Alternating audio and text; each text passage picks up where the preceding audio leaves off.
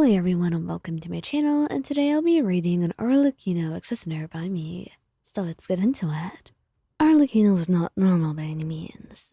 You knew that very well.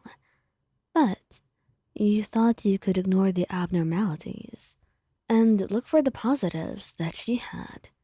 She was a wonderful person, someone that you loved, and someone that made you very happy. So, you really just wanted to ignore all the bad things and look at the good ones. She was amazing when you ignored the bad things. She was kind. She was, well, she was a bit scary sometimes. But she loved the children, even though she could be cruel. And she was protective of you. She took care of those that she cared about. And she did that very well. However, when it came to you, it was a little bit different, and not in a good way. You were a bit tired today, and it was after a party that she took you home, an arm around your waist as she walked you away. Mayan, I need to talk to you about something. Oh?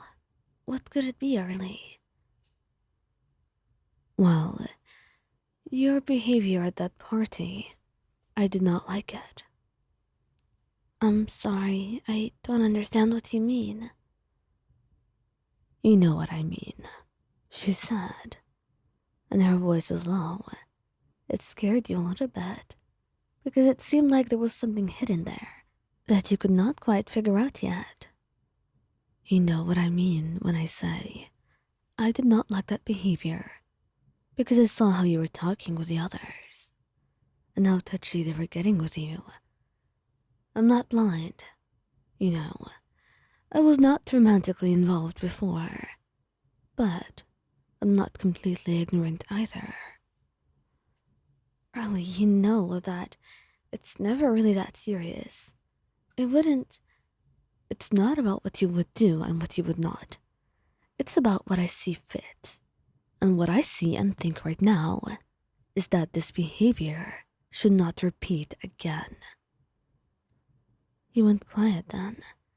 The look in her eyes was scary, and her eyes lingered on you for a couple of moments before she sighed, looking away. You truly make things difficult for me. I often find myself confused when it comes to you. Perhaps because I'm not very used to this. But don't you worry. I'll find a suitable solution. It's alright, Arlecchino. I'll sort it out. You don't have to worry. You said quickly, because you had that feeling in your heart that whatever she was saying right now was not a good sign. You did not want her finding an alternate solution. You didn't want her doing anything at all. But it seemed like your words were falling on deaf ears, as she just went ahead with you by her side, your hand in her own, as she walked forward. And for the duration of the walk, you could only wonder what she had on her mind, what kind of solution she thought of. But you knew, whatever it was, it certainly was not something good. You sat down and she offered you a drink, and because you were so naive, you took it. And before you knew it, you had passed out on her couch. The next time you woke up, you were somewhere different entirely.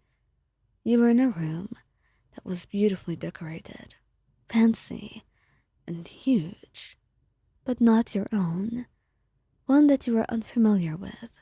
And as soon as you went to the door, you found out that it was locked. You knocked on it multiple times, calling out for anyone. You were terrified. You had no idea why you were there, or what was going to happen to you. Lion, I'm coming in. Calm down. Her voice called out from outside, and you felt a chill run down your spine. You backed away from the door as she went inside, and you looked at her, your eyes wide in confusion. What does this mean? Arlecchino, You have to explain. There's nothing to explain, darling. What you see is what's happening here. What I see is that I'm in a strange place and you're here. So, my only explanation is that you kidnapped me, which would never happen. Oh, Wylan, that's why I warn you. You're too naive, too gullible.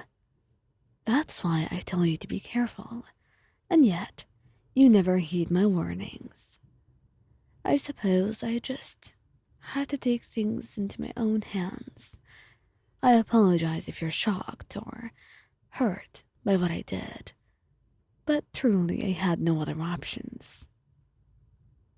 Your eyes welled up with tears as you looked up at her in disbelief. You wouldn't do that to me. I know you wouldn't. Come on. You can't just do this. I can, and I already have. Look, I'm telling you, there is no other option for you here. Either you stay and find happiness in what you're allowed, or you can still stay and be upset and regret every moment of your life. Either way, I'll get to keep you, because that's the way it's meant to be. You kept crying, and she ignored it. She knew that eventually you would get used to this life and circumstance. It would grow on you, as evil as it was. She knew that time could heal almost all wounds, and this wound is one that should only be healed by time and a little bit of love and attention from her, and you would feel like you were missing nothing at all. You would be fine. She'd make sure of it. She knew it was difficult for you, but it was the only choice you had, and the only option that she would ever give you.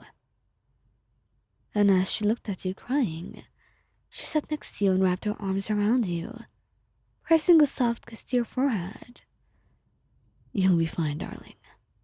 I promise, she said, and you nodded.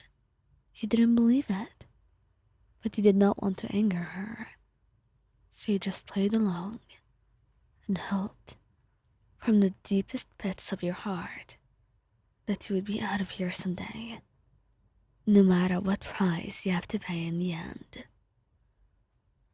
Thank you guys for listening, and I hope you like this video. I also want to ask you a question and see if you would like to see more Honkai Star Rail videos. And if your answer is yes, then which character would you like to see? With that said, I hope to see you again, and don't forget to comment, like, and subscribe. Bye!